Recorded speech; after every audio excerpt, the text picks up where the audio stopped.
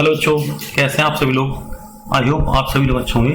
तो मैं आज आपके लिए एक और नया वीडियो लेकर आया हूँ जो मेटल एंड नॉन मेटल में से है, और ये चैप्टर नंबर हमारा 3 है। क्लास 10th का ये चैप्टर है बच्चों। तो ऑलरेडी कुछ चीज़ें हम इस चैप्टर में से कर चुके थे, तो बेसिकली हम आगे स्टार्ट करेंगे जहाँ तक हमने कंप्लीट कर चुके हैं पहले से। चलिए, ये सारी चीज़ हमारी हो चुकी है already complete. Chemical properties of metal react with dilute acids. देखिए, मैं एक बार आपको जस्ट बता देता हूँ कि जब भी मेटल्स हमारे, आपने पढ़ा होगा एसिड्स एंड बेस में, जब भी मेटल्स हमारे बच्चों एसिड के साथ रिएक्ट करते हैं, किसके साथ? एसिड के साथ रिएक्ट करते हैं, तो हम क्या देते हैं? हाइड्रोजन गैस, है ना। आपको पता होगा जब metal when react with acid it will give hydrogen gas. तो इसके लिए एक बार केमिकल रिएक्शन हम देख लेते हैं उसकी। ठीक है, सबसे पहले तो अगर हम जनरल रिएक्शंस की बात करें तो मेटल्स में आप कोई भी ले सकते हैं। सोडियम ले लीजिए, मैंने यहाँ पे सोडियम ले लिया। मैं इसकी रिएक्शन किससे कराता हूँ? एसिड से ले लेता हूँ। एक HCl ले लिया मैंने एसिड, ठीक है ना। तो अब देखिए क्या होगा कि मेटल जब भी हमारे एसिड के साथ रिएक्शन करते हैं तो क्या देते हैं? Salt and hydrogen gas. तो क्या हो, देखो NaCl के साथ रिएक्शन करके तो बना दिया NaCl। इसको हम बोलते हैं बच्चों सोडियम क्लोराइड। सोडियम क्लोराइड, ठीक है। अब जो बाकी का बचा मेरा H, अब सॉल्ट मेरा बन गया। अब जो मेरा बचा वो क्या बनाएगा? Hydrogen gas. और हाइड्रोजन का फॉर्मूला क्या होता है हाइड्रोजन गैस का? H2। इसको बैलेंस कर लीजिए अब रिएक्शन को। तो देखिए H मेरे यहाँ पे 2 हैं, तो लेकिन H पे यहाँ पर 1 है, तो यहाँ पे मैंने 2 का मल्टीप्लाई कर दिया। ठीक है, मेरे H बैलेंस हो गई, Cl भी मेरे बैलेंस नहीं है अभी। तो एक काम और कर देते हैं, यहाँ भी हम 2 का मल्टीप्लाई कर देते हैं, यहाँ भी हम 2 का मल्टीप्लाई कर देते हैं, जिससे क्या हो गया, हमारी रिएक्शन क्या हो गया? बैलेंस हो गई। तो ये मैंने आपको रिएक्शन बताई थी जो की थी हमारी मेटल्स रिएक्ट कर रहा है। इसमें क्या कर रहा है बच्चे? मेटल रिएक्ट कर रहा है किसके साथ? हाइड्रोक्लोरिड एसिड के साथ। चलिए एक और इसी के हिसाब से देख लेते हैं। मैंने मेटल ले लिया, Mg को ले लेता हूँ मैं। Mg की रिएक्शन भी सेम मेटल से करा दूँ, किससे करा दूँ? HCl किससे करा देता हूँ। तो क्या मिलेगा मुझे? Salt and hydrogen gas. तो Mg ने क्या करा बेटा? Cl के साथ रिएक्शन करके तो बना दिया MgCl2, जो कि होता है हमारा मैग्नीशियम क्लोराइड का, ठीक है ना, मैग्नीशियम क्लोराइड। ठीक है, जो बाकी जो मेरा बचा हाइड्रोजन, तो H2 उसने हाइड्रोजन गैस बना ली। अब इसको बैलेंस करने की बात आती है, तो यहाँ पे 2 का मल्टीप्लाई कर दीजिए, आपकी बैलेंस हो जाएगी। Cl भी आपके यहाँ पर 2 है, अभी 2 है, H भी आपके 2 गए, और ये बन गया आपका हाइड्रोजन गैस। ठीक है, तो आई होप आपको ये 2 एग्जांपल समझ में आ गए होंगे, जिसमें मेटल ने एक एसिड के साथ रिएक्ट करा। चलिए अब मैं इसको आप फेयर कर लीजिए, इसको नोट कर लीजिए अपनी नोट कॉपी में, और मैं इसको यहाँ से इसको हटा देता हूँ। चलिए अब जो नेक्स्ट है इसको भी एक बार देख लेते हैं। एक काम करता हूँ, ब्लू कलर का पहन लेता हूँ, अच्छा लगेगा। ठीक है, अब एक काम करते हैं, यहाँ पर अब क्या है? Metal react with salt solution. अब देखो सॉल्ट सॉल्यूशन की बात आ रही है, तो सॉल्ट सॉल्यूशन कोई भी ले लेते हैं और उसकी रिएक्शन बच्चों के साथ कराए थे, मेटल के साथ करा देते हैं। मेटल में मैंने एक काम कर दिया, सॉल्ट सॉल्यूशन कॉपर सल्फेट का ले लीजिए, जो कि एक ब्लू सॉल्यूशन होता है और सॉल्ट सॉल्यूशन कहलाता है। तो मैं इसकी रिएक्शन करा देता हूँ कॉपर सल्फेट की मेटल के साथ। मेटल में मैं जिंक ले लेता हूँ, तो CuSO4 जो कि मेरा एक सॉल्ट सॉल्यूशन है, ये ब्लू कलर का होता है, और इसकी मैं रिएक्शन करा देता हूँ बच्चों जिंक के साथ, Zn के साथ। तो क्या मिलेगा मुझे? जब भी मैं मेटल की रिएक्शन सॉल्ट सॉल्यूशन के साथ कराता हूँ तो मुझे क्या मिलता है बच्चों? मेटल और सॉल्ट सॉल्यूशन मिलता है। मेटल और सॉल्ट सॉल्यूशन, देखो मेटल मुझे क्या मिलेगा? जिंक क्या कर लेगा? ZnSO4 के साथ रिएक्शन करके बना देगा ZnSO4, जिसको हम बोलते हैं बच्चों जिंक सल्फेट।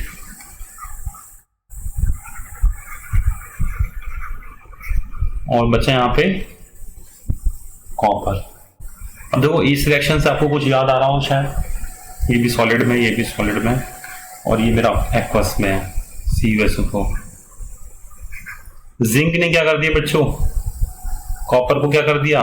हटा दिया ना, डिस्प्लेसमेंट रिएक्शन आपने देखी होगी, जिंक ने क्या करा, जिंक हाईली रिएक्टिव है कॉपर से, तो जिंक ने क्या करा, कॉपर को हटा के ZnSO4 बना लिया, इधर कॉपर सेपरेट हो गया। ये आप करो बच्चों डिस्प्लेसमेंट रिएक्शंस, ठीक है ना। एक और मैं ले लेता हूँ सॉल्ट सॉल्यूशन CuSO4 का ही, और इसकी रिएक्शन में Fe के साथ करा देता हूँ।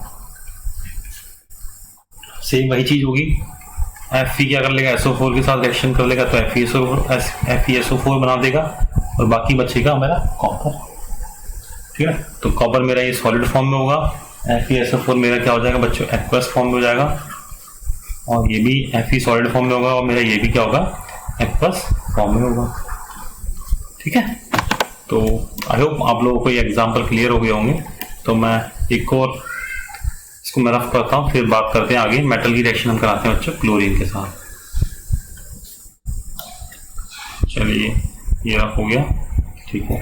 अब जो मेटल हमारा रिएक्शन कर रहे हैं क्लोरीन के साथ, तो कोई भी एक मेटल ले लेते हैं, उसकी रिएक्शन क्लोरीन से करा देते हैं। फॉर एग्जाम्पल मैंने सोडियम ले लिया, अगेन इसकी मैं रिएक्शन करा देना क्लोरीन Cl2 जो कि गैस फॉर्म में है, और ये मेरा क्या बच्चों एक सॉलिड फॉर्म में है। चलो इसको मैं यहाँ लिख देता हूँ। तो जब मेरा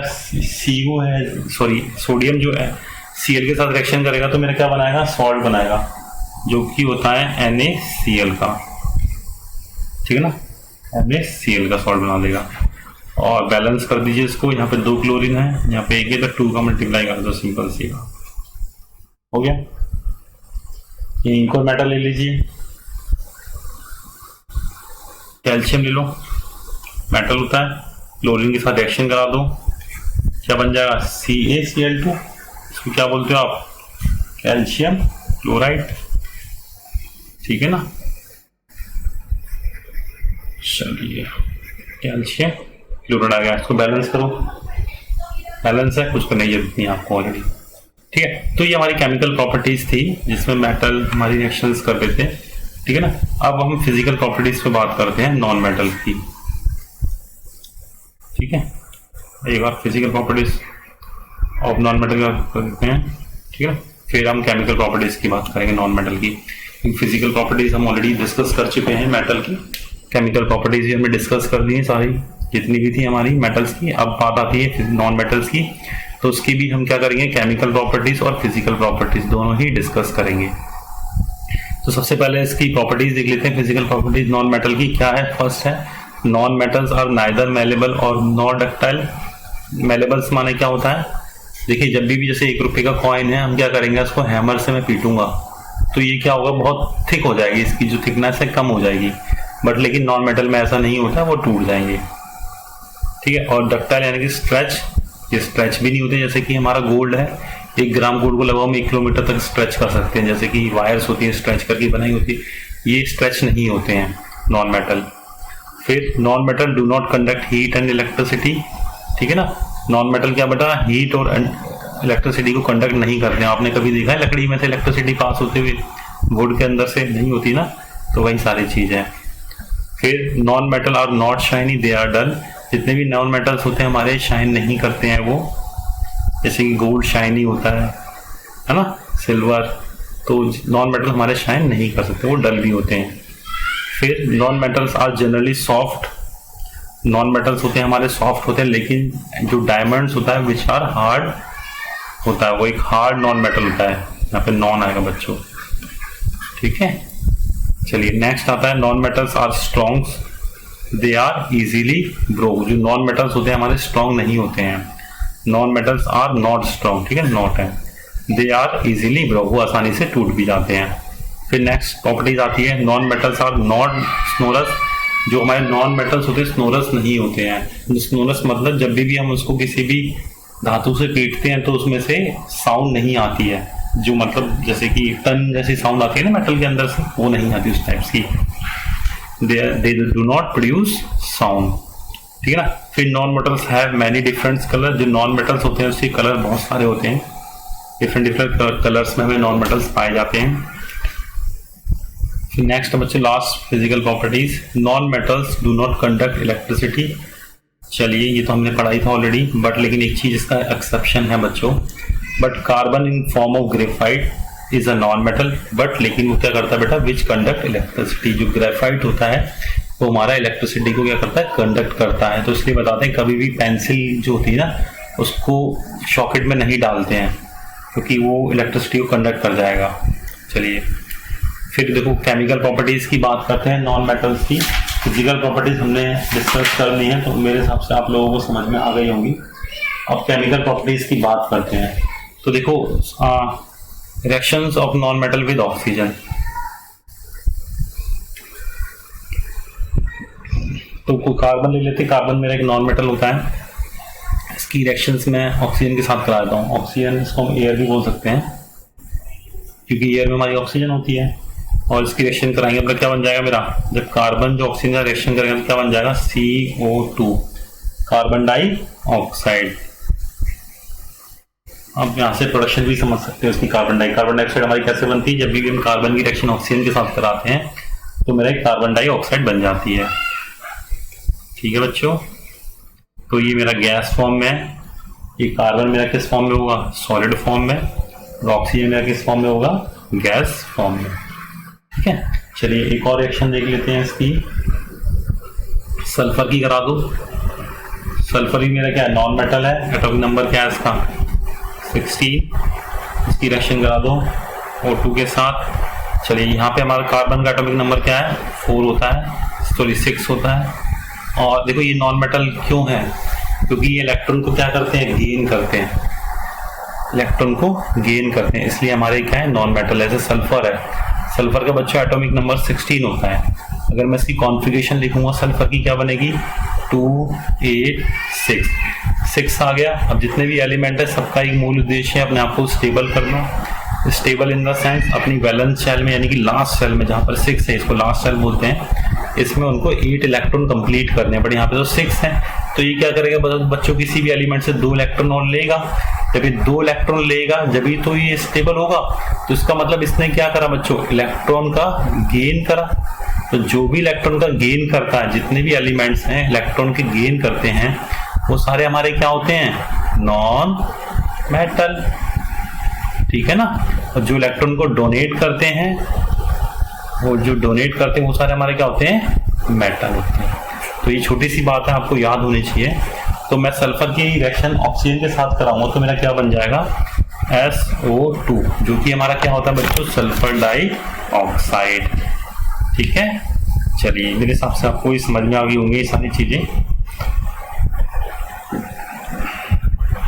चलिए तो 2 रिएक्शन बहुत हैं, और भी देख, चलिए बहुत है, चलिए ठीक है। फिर आता है बेटा reaction of non metal with water. चलिए मैं इसको एक बार मिटा देता हूँ, इसको नोट कर लीजिएगा बच्चों। चलिए अब आता है बेटा reaction of non metal with water. तो नॉन मेटल में आप ले लीजिए, इसकी रिएक्शन कराइए बेटा वाटर के साथ, तो क्या होगा, देखो जब भी क्या बेटा हम क्या करते हैं, नॉन मेटल की रिएक्शन वाटर के साथ कराते हैं तो वो तो सक्सेस नहीं होती। क्यों नहीं होती, देखो आप समझ लो एक बार, मैं बोल देता हूँ आपको, non metal do not react with water. ठीक है ना, क्योंकि this is because non metal can not give electron to reduce the hydrogen ion of water into hydrogen gas. क्योंकि वाटर होता है उसमें हाइड्रोजन गैस होती है H2O। तो नॉन मेटल क्या है बच्चों, हमारा वाटर के साथ रिएक्ट नहीं करता है, इवॉल्व ऑफ हाइड्रोजन गैस, ये इसका मेन रीजन है। तो आप इसको नोट कर लीजिएगा कि नॉन मेटल हमारे वाटर के साथ रिएक्ट नहीं करते हैं। चलिए अब डाइल्यूट एसिड के साथ भी ले लो, इसमें भी सेम वही कहानी है कि non metal do not react with dilute acid. इसको बच्चों खासतौर पे याद रखना ये दोनों चीजें, कि नॉन मेटल हमारे वाटर के साथ रिएक्ट नहीं करते हैं और नॉन मेटल हमारे एसिड के साथ भी रिएक्ट नहीं करते हैं। ठीक है ना, क्योंकि इसमें हाइड्रोजन होता है, हाइड्रोजन को डिस्प्लेस नहीं कर पाते हैं। चलिए नेक्स्ट आता है बेटा reaction of non metal with salt solution. यहाँ पर हम करा देंगे, कोई भी नॉन मेटल ले लो, उसकी सॉल्ट सॉल्यूशन का रिएक्शन करा देते हैं। ठीक है, मैंने क्या करा, NaBr, सोडियम ब्रोमाइड्स को हम बोलते हैं, सोडियम ब्रोमाइड। बच्चों उसको नोट कर लीजिएगा, ये फॉर्मूले भी याद कर लेना, ये सारे बहुत इंपॉर्टेंट होते हैं। इसकी मैं रिएक्शन करा देता हूँ नॉन मेटल Cl2 के साथ। मेरा क्या बन जाएगा बच्चों, NaCl और प्लस में Br2, इसको हम बोलते हैं ब्रोमीन।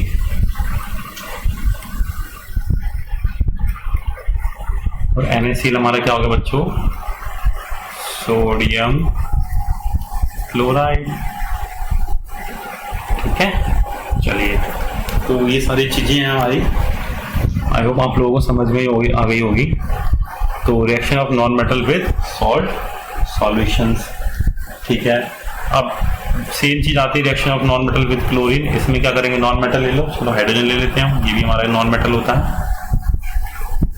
ठीक है, रिएक्शन क्लोरीन Cl2 के साथ करा दो तो क्या बन जाएगा हमारा HCl, और जो कि हमारा क्या कराएगा, हाइड्रोजन क्लोराइड।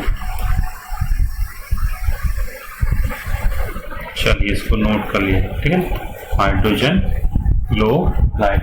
लेकिन एक चीज याद रखना बेटा, कोवलेंट क्लोराइड होते हैं हमारे, कोवलेंट क्लोराइड्स को हम बोलते हैं। चलिए,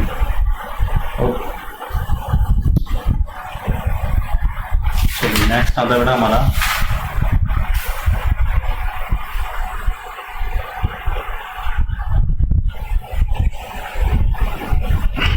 चलिए फिर है reaction of non metal with hydrogen gas. देखो ले लो, तो हाइड्रोजन गैस ले लो, H2 ले लो, इसकी रिएक्शन करा दो नॉन मेटल, H2 ले लो, सल्फर, सॉरी H2 नहीं, S ले लो, सल्फर हो गया मेरा, तो क्या बन जाएगा बेटा, H2S। इसको हम क्या बोलते हैं, हाइड्रोजन सल्फाइड। चलिए, ये सारी चीज क्लियर होगी आपकी, आई होप आप सब क्लियर हो गया होगा।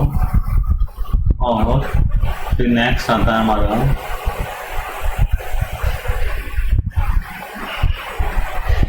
चलिए आपकी, इसको नाम लिख लीजिएगा हाइड्रोजन सल्फाइड, मैं लिख देता हूँ।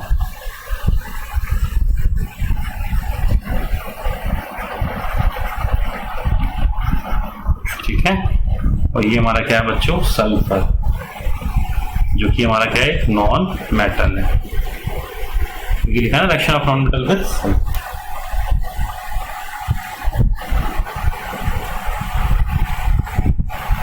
नेक्स्ट बेटा हमारा आता है, देखो difference of non metals and metals. ये बहुत इंपॉर्टेंट है, कई बार एग्जाम में पूछ लिया जाता है कि मेटल्स एंड नॉन मेटल्स का डिफरेंस बताने का। ठीक है, तो देखो एक एक करके मैं आपको पढ़ूंगा, आपको ऑटोमेटिक समझ में आ जाएंगी सारी चीजें। सबसे पहला है सॉलिड्स मेटल्स की बात करते हैं। Solids metals are good conductor of electricity. आप सब जानते हैं जितने भी हमारे मेटल्स होते हैं वो सब क्या होते हैं, इलेक्ट्रिसिटी के बच्चों क्या होते हैं, गुड कंडक्टर होते हैं। ठीक है, और जो नॉन मेटल्स होते हैं वो इलेक्ट्रिसिटी क्या होते हैं बच्चों, बैड कंडक्टर होते हैं ना। जितने भी हमारे नॉन मेटल्स होते हैं वो इलेक्ट्रिसिटी क्या करते हैं, कंडक्ट करते हैं, नहीं करते हैं। तो ये सारी चीजें हैं, आपको पता होनी चाहिए मेटल्स और नॉन मेटल की, ये मेन चीजें हैं कि जितने भी मेटल्स होते हैं हमारे इलेक्ट्रिसिटी कंडक्ट करते हैं, हीट कंडक्ट करते हैं, और जो नॉन मेटल्स होते हैं वो इलेक्ट्रिसिटी कंडक्ट नहीं करते हैं।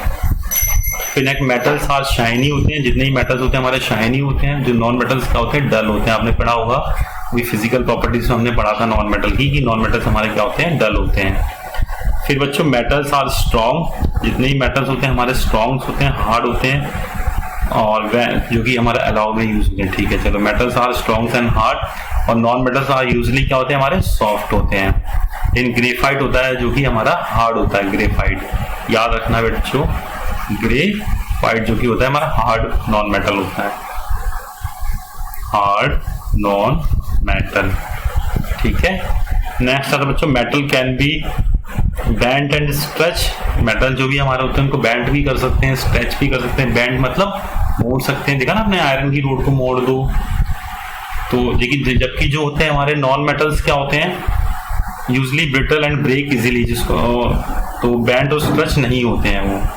जब भी हम उसको बैंड करने की कोशिश करते हैं, स्ट्रेच करने की कोशिश करते हैं, तो मेटल्स हमारे क्या, नॉन मेटल्स हमारे क्या टूट जाते हैं। आपने देखो कोई भी वुड का टुकड़ा है, आप पतला सा वुड का टुकड़ा लीजिए, आप उसको बैंड करने की कोशिश करोगे, मोड़ने की कोशिश करोगे, तो क्या होगा, वो लकड़ी का टुकड़ा आपका टूट जाएगा। स्ट्रेच तो होगा ही नहीं, वो आपने कहीं नहीं देखा होगी जी नॉन मेटल्स हमारे स्ट्रेच होते हो। फिर बच्चों metals are good conductor of heat, और non metals are usually poor conductor of heat. तो ये सारे हमारे डिफरेंस थे, मेटल्स एंड नॉन मेटल्स के। आई होप आप सभी बच्चों को ये सारे समझ में आ गए होंगे। बच्चों आप इसका फेयर जरूर कर लीजिएगा ताकि एग्जाम टाइम पे आपको कुछ ढूंढने की ज़्यादा जरूरत ना पड़े, आपको सब कुछ आपकी नोटबुक में ही प्रेजेंट हो जाएगा। और चैनल्स को लाइक सब्सक्राइब जरूर कर दीजिएगा और जो भी बच्चे इंटरेस्टेड हैं पढ़ने में उनको शेयर जरूर करिएगा। और शेयर करने से क्या होगा, ये वीडियो उनकी भी हेल्प, इस वीडियो से उनकी भी हेल्प होगी। और आप जितना भी जानते हो, आप जानते ही हो कि ज्ञान जितना भी हम बांटेंगे, नॉलेज हम जितनी भी लोगों को बांटेंगे उतनी ही हमारी नॉलेज क्या होगी, इंक्रीज होगी।